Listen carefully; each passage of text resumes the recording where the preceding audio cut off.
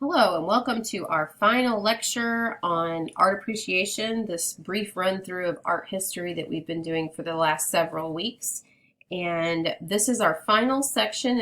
It's titled From Modern to Postmodern. If you recall the last lecture, we were talking about the modern world, the 1800s to 1945.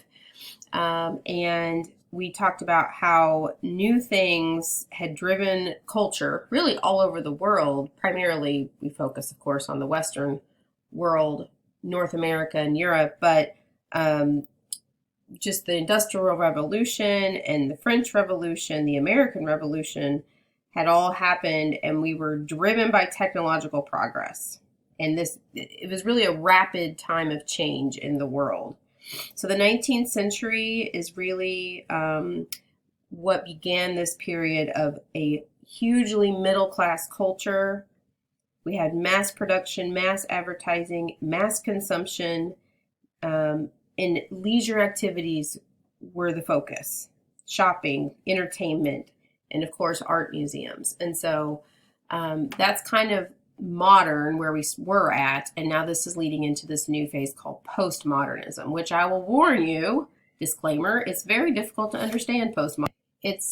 Even if you listen to art critics and experts on culture and the world, they will also have trouble defining it and giving good examples of it. It's just a complex period of time. Now we are, as I'll say towards the end of lecture, we are leaving the postmodern time frame. We are in a different art movement at this time that's kind of been named and kind of not, but there's still definite remnants of the postmodern way of thinking even today.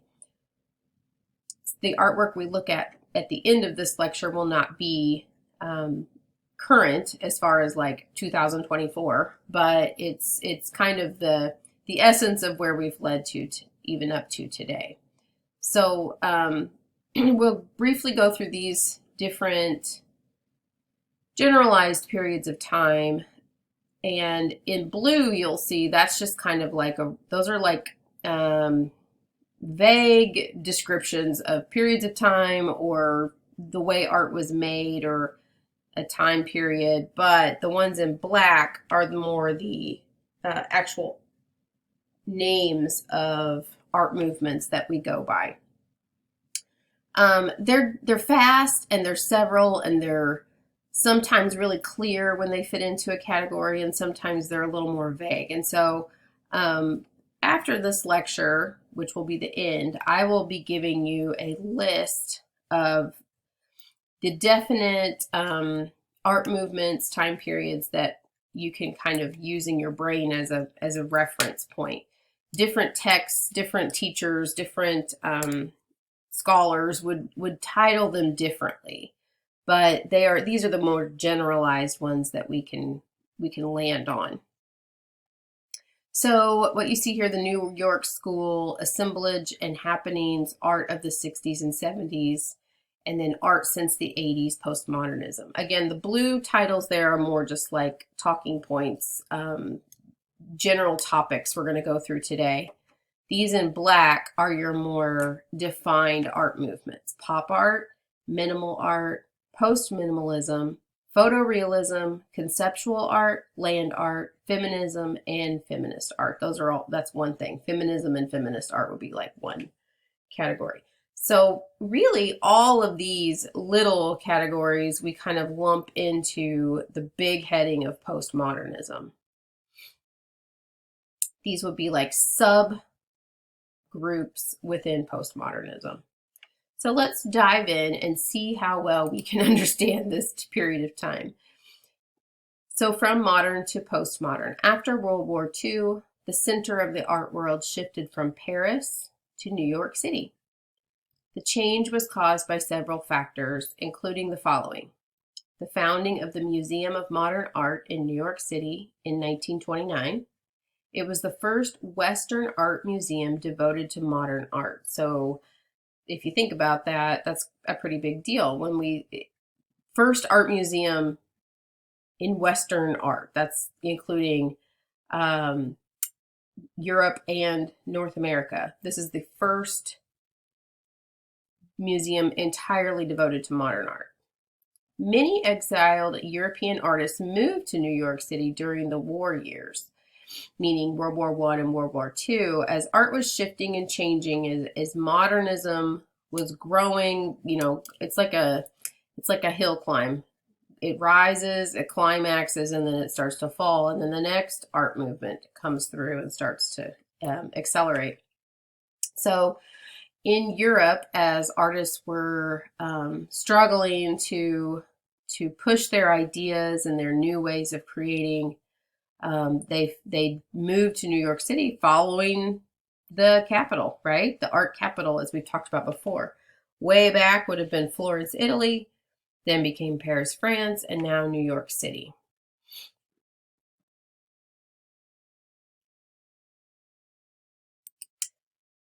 So the first kind of topic is the New York School and abstract expressionism. Now, it's not necessarily as it's not like a institution. Let me read this description of the New York School. Painters associated with the first major post-war art movement are referred to as the New York School. It was not an institution. It's not a building. It's not a place where people actually went to school. It's a specific style. And it was obviously New York in roots. The leading artists were Pollock, meaning Jackson Pollock, William de Kooning, and Rothko.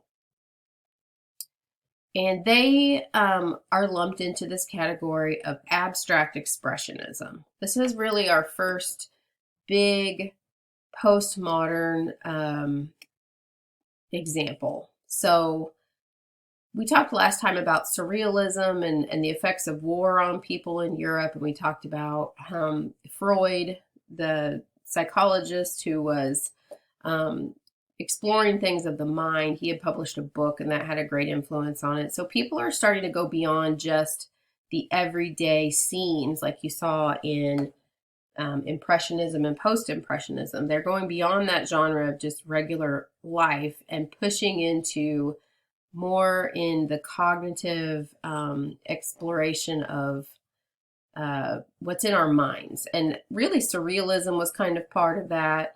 The futurists were part of that.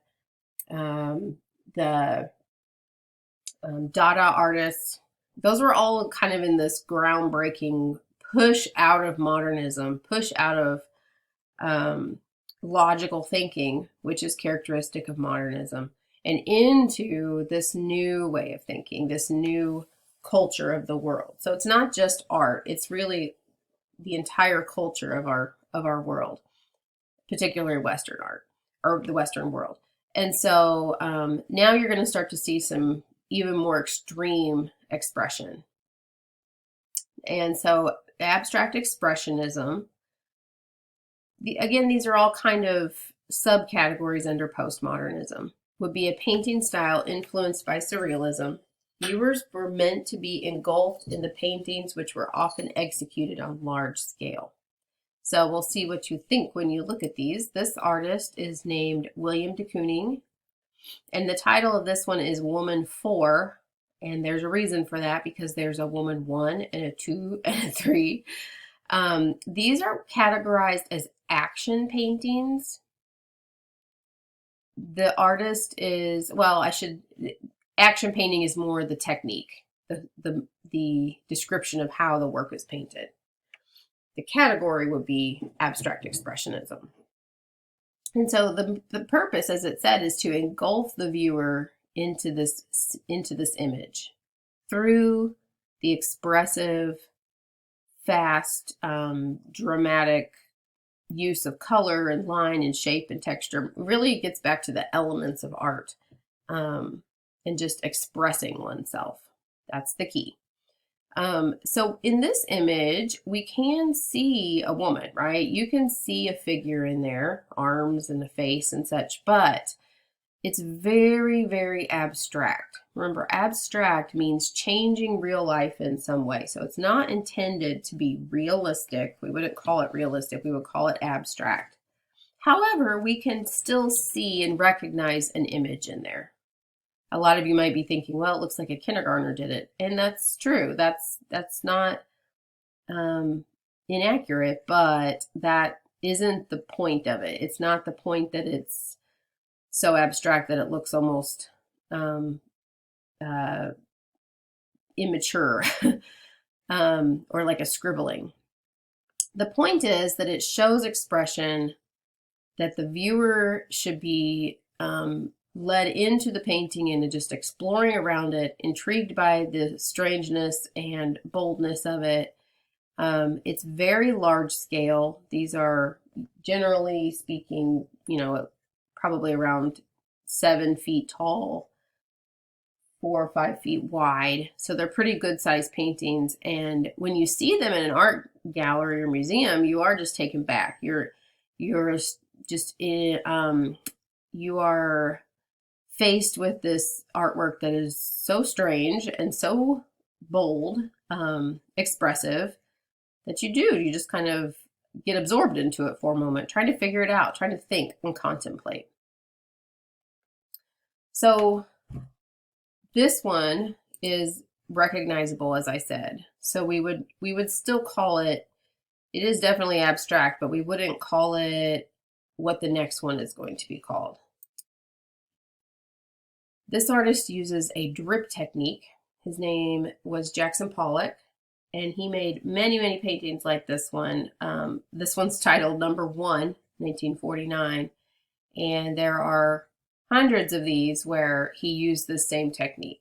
He would put a massive canvas on the floor, have paint cans with paintbrushes just sitting in them, and he would just walk all over the painting, around the edges of the painting, just dripping the paint, splattering it, dripping it, and it's a drip technique, obviously. And this one, in comparison to the previous one I showed you, is not recognizable, right? There's nothing in there that the artist was trying to actually draw or imitate from real life. It's just colors. It's just lines made through dripping technique. So we would call this a new word, non-representational. We would call this abstract to the point that there's nothing recognizable in this painting. I believe I'd mentioned that term before, but this is a great example of that. So this is very abstract, but this is abstract so much that we would categorize it as non-representational.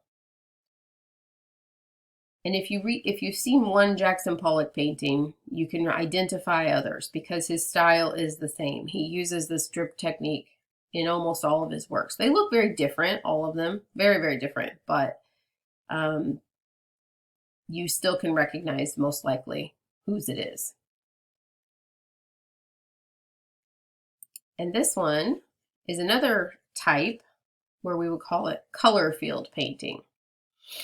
So just to clarify this again, we are talking about postmodernism, where things get very deep mentally into a different realm of thinking, not just representing real life.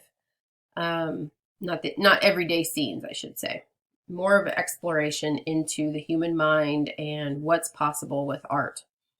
And we have looked at 3 examples of postmodern painting that fall into a more specific category of abstract expressionism.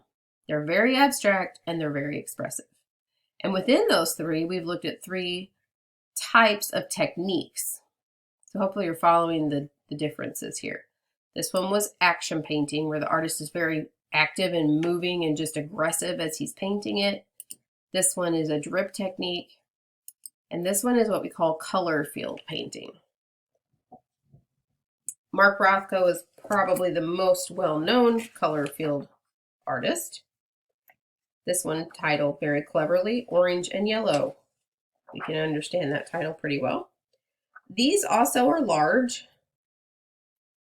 Most abstract expressionists painted large.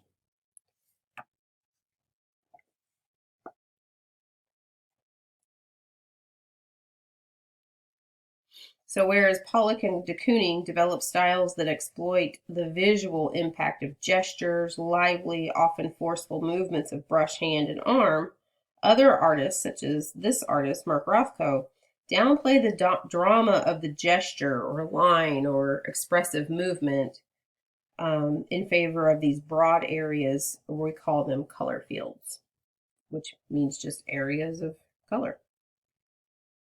There's not very many marks that you can see when you're looking up close at these. You just see sort of like a blended, blurry area. Soft-edged horizontal fields of color, and they're sort of floating on a larger rectangular color. So almost all of his paintings consist of this, very soft edge, fields of color. How do the two colors relate to each other? How do they look similar? How do they look different? How do they blend together? These are very meditative paintings, and seeing them on a slideshow like this or in a textbook absolutely does not give you the full essence of what these artists were trying to do. You really do have to see the real thing, and which not, we can't all see the real thing. We can't go to these museums everywhere. There are some of these in St. Louis and Kansas City, but they're so big, and when you see the real intense, vibrant color in person, it does do an interesting effect with your eyes and just sort of puts you into a state of reflection or just calmness. Now, remember, we've learned a little bit about color in previous chapters. Orange and yellow are warm colors, right, on the color wheel, and they do create more of a feeling of excited or happy or lively, where if these were blue and purple, which he does do paintings in cool color schemes, you would get a very different feeling from those. So it is a play on how colors react together, how they affect us when we stare at them or look at them. Okay, and then we'll move on to the next kind of little subcategory under postmodernism. Into the 60s, assemblage and happenings, the neo-Dada. So we have several things going on here. Neo-Dada, just like neoclassicism, means new. It means looking at this previous art movement we studied last time called Dada, and then making new art based on that. And that is a big concept we'll study later in postmodernism or we'll read a definition later, that postmodern artists were looking to previous artists. They didn't even think that new things were being made. They thought art was just really a repetition, recycling what's already been done. So, definition of neo-Dada: art and anti-art was meant to jolt into awareness the complacent, conformist society of prosperous post-war America. That says a lot, doesn't it? Basically, there's a shock value involved here. Almost a revolutionary type mindset. So they don't want people to conform to being little everyone the same, everyone prosperous, everyone wealthy, everyone just doing their own thing. These artists are trying to jolt people into thinking about the reality of life. This composer quote says, "Art should be a way of waking up to the very life we're living." Sorry. And in fact, I'm going to read the beginning of that quote.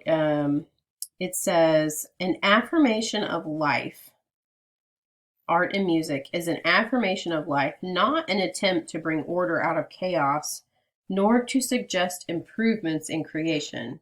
And then this part that it's quoted here, "but simply a way of waking up to the very life we're living." The Dada artists 40 years earlier were young artists who began mixing art back up into life as they found it, sometimes literally and oftentimes humorously. And so this new trend that we're about to look at just a few examples of, this neo-Dada, is what the art critics named this time period. Another type of art that is done in neo-Dada art in this little realm of art that we're talking about is an assemblage. It's more of a technique. Also known as combine paintings, it included multiple, sometimes unrelated subjects combined on a single canvas. And there is oftentimes with assemblages three-dimensional aspects to it. So things that are kind of combined together, kind of lumped together. We talked about this when we were talking about sculpture.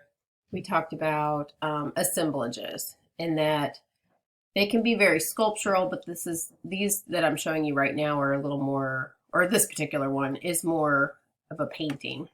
It has more of a two-dimensional element, but then it also has this three-dimensional part here. This is actual three-dimensional. It's actual people's faces that have been a mask was formed on their face or a mold, and then that was used to create those four images of the face. So, and it's the same person. So that is three-dimensional. It is like a relief sculpture there. This part, the target, is done in encaustic, which we talked about back when we talked about painting.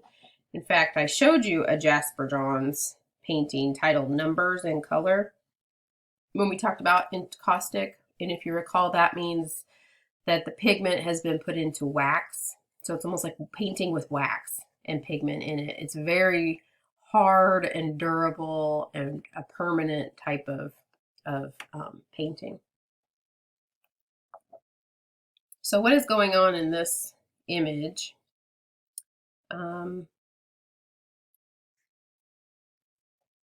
This is titled Target with Four Faces, which makes sense.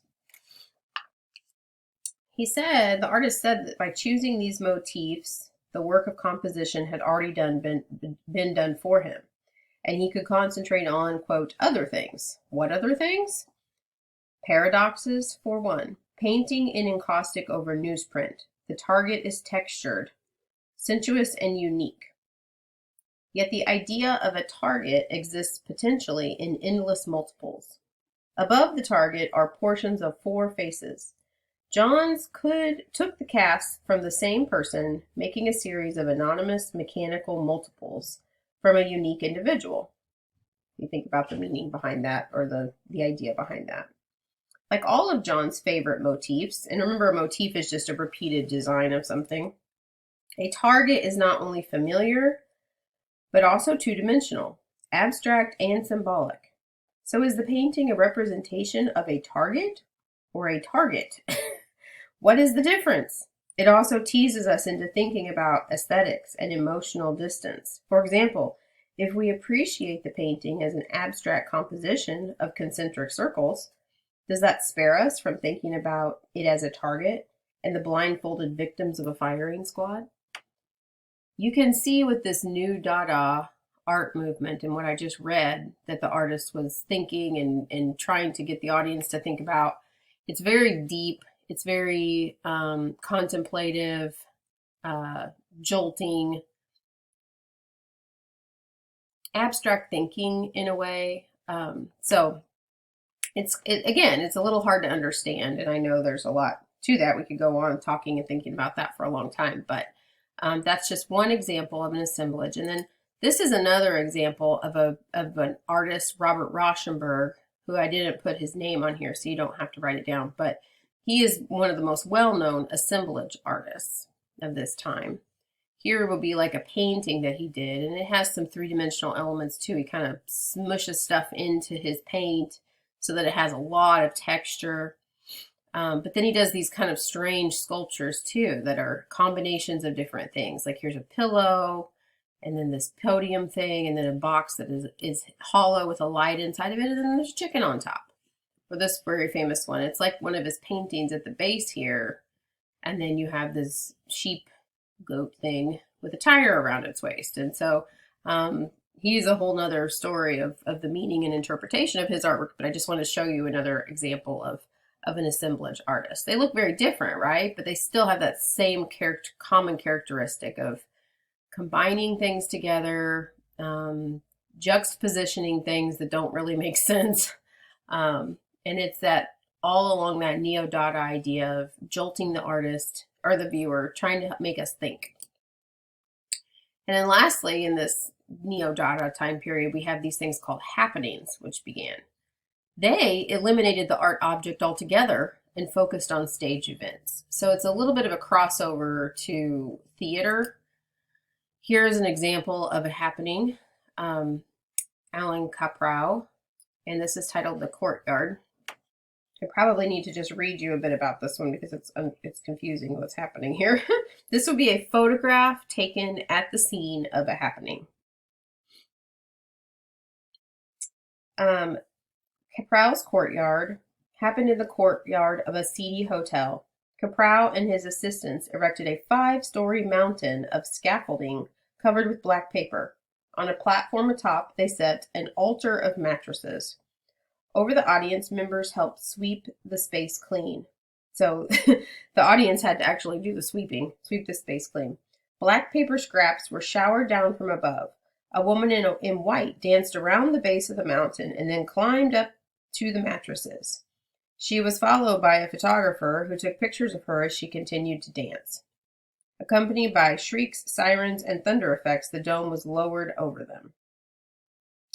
Among the spectators of the courtyard was Hans Richter, one of the original members of Dada, and none other than Marcel Duchamp. Now, I don't know if you remember him, but he's the one who had the urinal that he just set in an art museum, basically, put a fake name title on it and called it art. He was then living in New York, and it drew his attention. The Dadaists, too, had staged provocative events, a ritual, Richter wrote. It was a composition using space, color, and movement in a setting, and the setting in which the happening took place gave it a nightmarish, obsessive quality. The Dadaists recognized their successors clearly. They're new Dada artists, right? And so the old Dada artists who were attending this event were like, oh, this is wonderful. And so Dada. They had created art and anti-art as shock therapy, quote, shock therapy for the complacent conformist society that had produced World War I. This later generation was producing art and anti-art to jolt into awareness the complacent conformist society of prosperous post-war America. So it really was a repeat of what the first generation of Dada artists had done 40 years earlier. You can kind of rationalize this because of war, I think, and just the effects of what war does to a society and a culture. And the people behind Dada art, it's not that they're evil or bad, they're just trying to, or super weird, though they could be considered weird. It's really like that, the whole idea. They see culture just sort of slip into complacency, not caring about what has happened, but more just going on with their wonderful, easy, comfortable lives. And these artists are just trying to make a statement. They're just trying to say, hey, wake up to what life is. Think about life. Don't just be complacent. And I really think this is just an example of the effect of world events that have on everybody, but the artists, people who deem themselves artists, have that desire to express it, to do something with it in a visual way. And so that's what you see with both Dada artists and the Neo-Dada artists. Then we drift into the next category under our big heading of postmodernism, and that is pop art. I should say, I keep saying these fit under the umbrella of postmodernism, and they do, but these are the earlier ones that are kind of leading up to the big main, like I said, it's like a climax. It's like a hill that goes up, and these Neo-Dada artists and pop artists are kind of on the climb to the climax of what postmodernism is. So pop art literally means popular. The artists of pop art found a wealth of visual material in the mundane. You might underline that in your notes because it's just really the big idea here. Mass-produced objects and images of America's popular culture. That's where they got their material from. That's where they got their subject matter from. Pop drew art closer to life.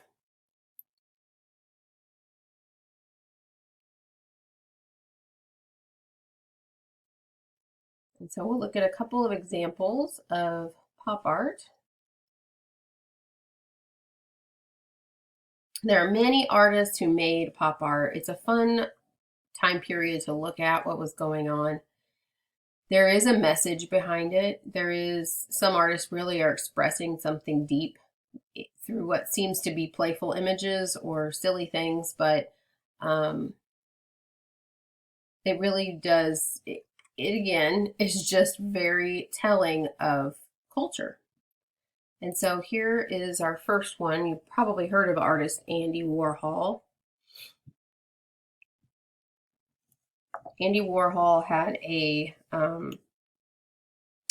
was a big printmaker. That was his main form of making art, was printmaking. He also did a lot of painting, worked with photography a lot.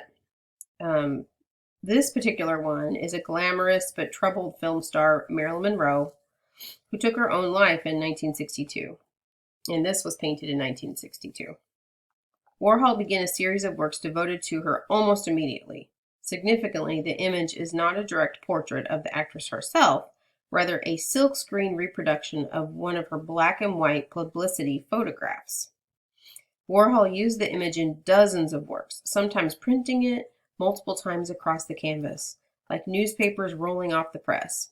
He colored the image with silkscreens, garishly and clumsily. Monroe is at once debated by the crude commercial treatment and glorified by the gold setting. So, like her skin color is off and her hair is just yellow. So it's kind of like almost a unflattering image of her, but it's just it's the way he would mass produce things to kind of it's a comment on mass production and commercial images and celebrity. And then it's surrounded by this gold setting all around it, like a sacred presence in a Byzantine icon. So you probably can think back to Byzantine art and see a wink to that. It's not quite her we see, but the mask of her fame. Think about that for a second. Son of Eastern European immigrants, Warhol was brought up in the Eastern Orthodox faith, where the tradition of icons had been perpetuated.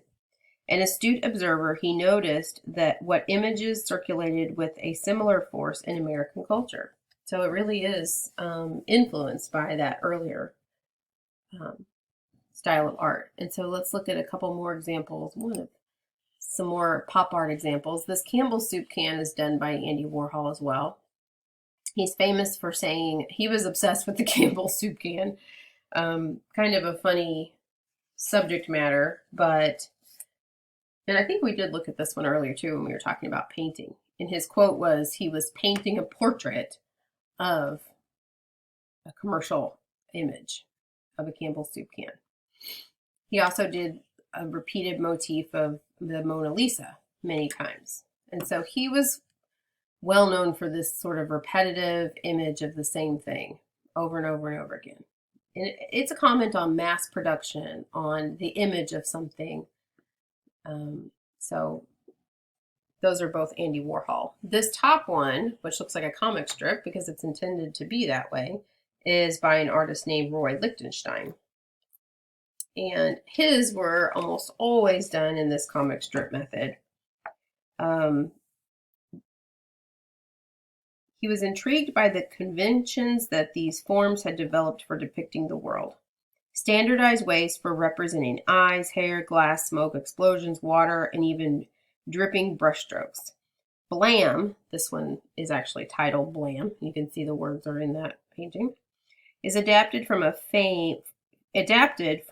frame in a comic series called All American Men of War.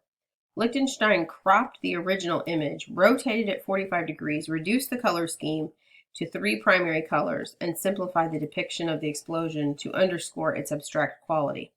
Most important, he enlarged it to over 5 feet in height, in the process enlarging the dot pattern of the printing. So when you look at these up close, you often see the dots in the printing. you see the bin-day dots, as they're called, which is what they're printing in comic books and in newspapers creates that. They're just tiny, tiny dots put together, called bin-day dots.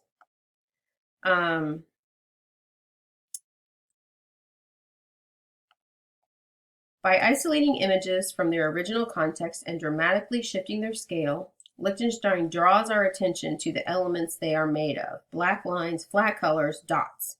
Lichtenstein stopped drawing directly on comics within a few years, but he continued to work in his streamlined version of their style, cool, detached, seemingly mechanical, for the rest of his life. So if you see an image from the 60s that is cartoon comic strip looking like this, good chance it's a Roy Lichtenstein. Just another variety of pop art. But again, there are many more that I could show you that are pop art. Very interesting time period. So art of the 60s and 70s, we also have photorealism. This is another little side art movement. And artists started painting what they saw from a photograph or using a grid for exacting information about the subject. The idea here is to copy something so precisely, so exactly that it actually looks like a photograph. You can't even tell that it's not. And so this was just something that kind of came about as a brief time period within this postmodernist larger time period. And it's easy to remember because it's what it says, photorealism. It looks like a photograph. And so here we have a couple of examples. This is Chuck Close's Phil. That's the large one here. Chuck Close was really famous for his huge photorealistic paintings. Now these are probably like at least 8 feet tall, 6 feet wide. They're enormous. So when you see the real thing, you are encountered by a massive face. And most of his artwork looks like this. It's that scale, and it's of people's faces, almost all of it. So he's done tons and tons of these. Now, he, interestingly, had a debilitating disease that caused partial paralysis. And so he actually lost the ability to use his hands as he did in this particular work of art, where you can get that extreme detail and careful replicating of the photograph.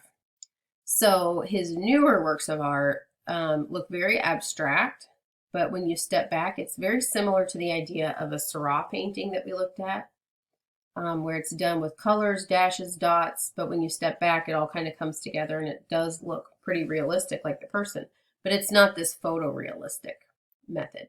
So his earlier works have this high realism, photorealism. He did do them using a grid, so he would put a grid over a smaller photograph and then enlarge it to scale to a massive painting like this. And he used different mediums. Sometimes he used paint, sometimes he used airbrush. A lot of them are done in an airbrush to give that perfectly smooth effect. But one square at a time, he would complete these. And then over to the right, we have a couple of other examples. We talked about a vanitas painting. We looked at this one, I believe, earlier in the semester. It's a modern representation of a vanitas painting, which is like that subject of like how quickly life goes away, life and death, lots of symbolism, fruit fades, fruit weathers, the hourglass, the candle, all those things. But done in a very realistic way, as you can see. If you look at that painting, it's not necessarily, you can tell it's a painting, I would say, but the attempt is to make it so realistic that it nearly looks like a photograph. And then, of course, our top artist, Dwayne Hansen, we looked at that one earlier in the semester when we were talking about sculpture. And his sculptures are meant to be so realistic that you can't tell the difference. It looks like a person perfectly standing still. So those are some examples of photorealism. And then we have the next one called minimalism, which is quite different. Then all the others, really all of these little subcategories have shockingly different characteristics. But minimalism sought to rid art of representation once and for all by making specific objects that could be understood as nothing but themselves. Characteristics include industrial materials, geometric, manufactured looking. So these are so opposite of the photorealism we just looked at, but as you can see, this one by Donald Judd,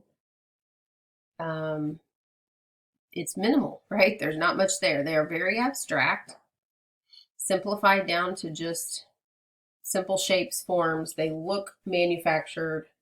And Donald Judd did several series like this.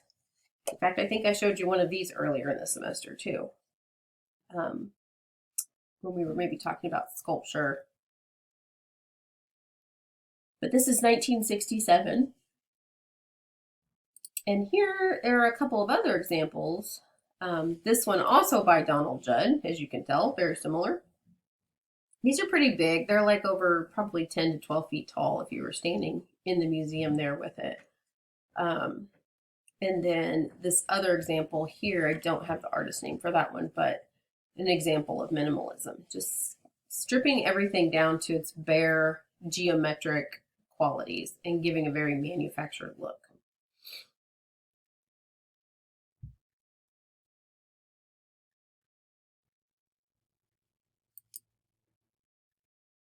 Another form of art that popped up in the 60s and 70s is feminism and feminist art. The impact of feminist art was largely related to the social and political movements of the 1970s. The artists sought to create a specifically female art rooted in the biological, psychological, social, and historical experiences of women. Early feminism also served to draw attention to many living women artists whose long careers had not received sufficient recognition. And so that exact idea of that third one here is what this next artwork will be about.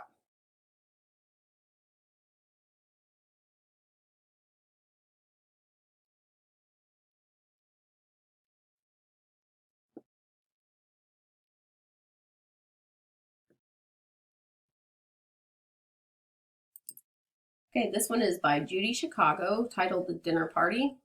And this image kind of shows better how it would feel to be seeing it in person.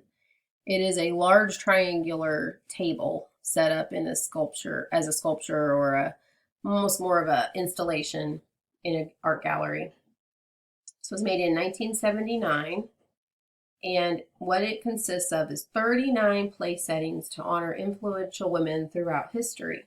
999 more written in the floor tile. So as you can see along here, there are names in the tile and names in this tile. So almost 1,000 names written here, but each one of these is a place setting.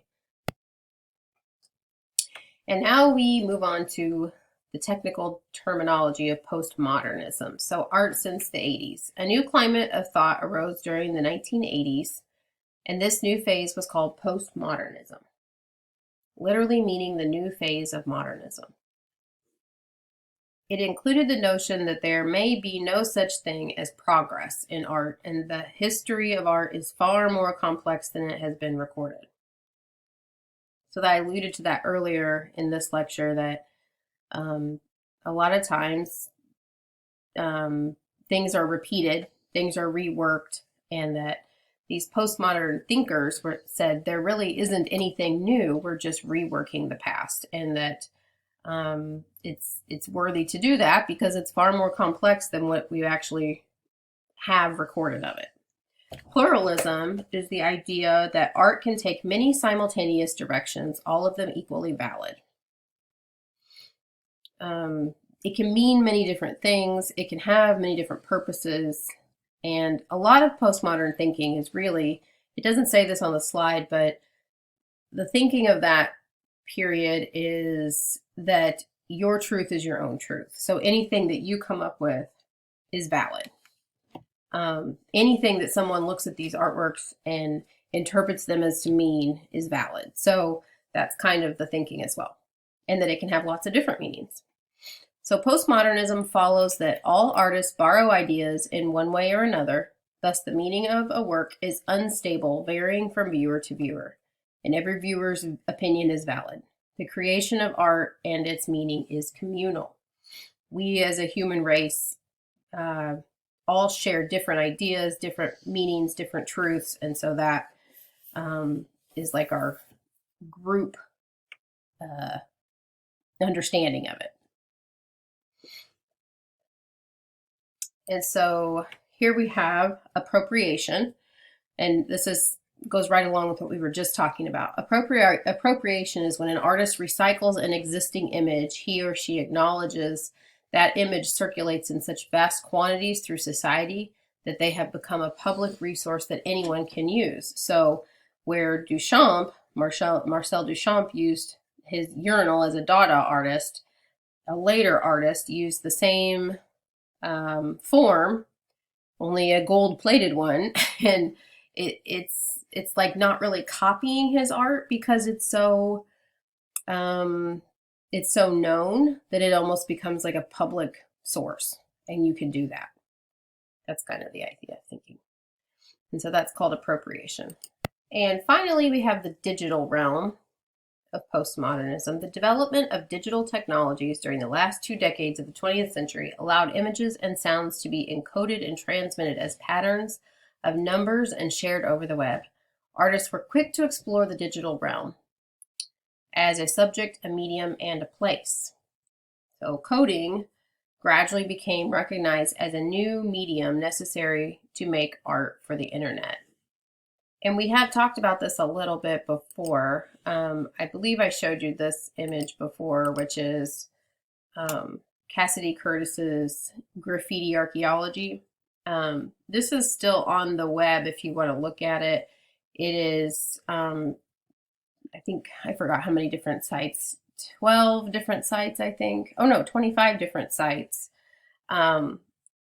Images taken, pictures taken of graffiti on a wall, and then down at the bottom it gives you access to looking at them through different periods of time. So it's about time and how something can change over time, but then applying that into an interactive digital website.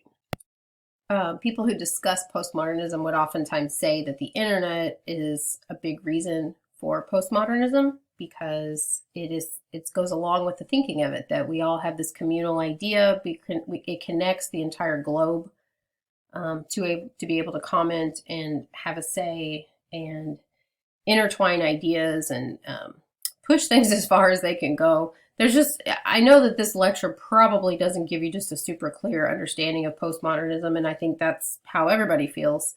I tend to take with me the idea that kind of the big idea of it is pushing things in regards to art, pushing things as far as they can go, awakening people to realities that they may be complacent to, and finding everyone's truth and everyone's opinion as valid, and encouraging that to be expressed, whether it's through the artists themselves expressing it or through onlookers looking at artwork and determining their own interpretation of it, their own belief about it, whatever that may be. So that's kind of the idea that I take from postmodernism. From a religious standpoint or from a Christian standpoint, it's a very dangerous time period, because it doesn't, truth is not truth. Truth is whatever you want it to be. And you really see that with art, and you just see it going in all directions, right? Like you just see the vastness of what human mind left to its own creative devices of like, well, this is what I think, and so this is what I'm going to make. And it doesn't always make sense either. It's kind of randomness and chaos to me, but there can be good from it. It's just to me, losing a little bit of the foundation of what our human lives are meant to be a foundation on, not our own thinking and our own expression and our own exploration of what possibilities are out there, but that we should be exploring and finding our true truth in God's word and in Him. So anyway, that wraps up our entire quick summary of ancient to modern art, ancient to contemporary art. And as I said, this is just the smallest snippet, and it goes on and on and on clear through today. And even though as we go through these time periods and kind of discuss very similar characteristics between different artists at different periods of time, do know that there's always room for other things going on too. Not everybody was creating the same type of art in all these periods. It's just the vast majority, the trends in the art world as you go from art movement to art movement and historical events in history, that truly influences what you see in art. If you can view history through the visual eye of art, it's just so enlightening as to what was going on in the world and how that affects humans. You get a visual picture of that when you study art history. So I hope you've enjoyed that brief summary. And for the final, you will be getting a large group of images that you can look at as slides, and then you can take notes on those and make sure you get what art movement time period those different artworks fit into. And then you'll be tested on being able to identify them and place them into the correct art movement. You won't have to know, I think I have it as just knowing the art movement and possibly the artist's last name, but that will all be information that will be available for you to study for the final. So that will be coming up next, and that will be the end of our semester and the end of art appreciation. Hope you've enjoyed it. Have a great rest of the year.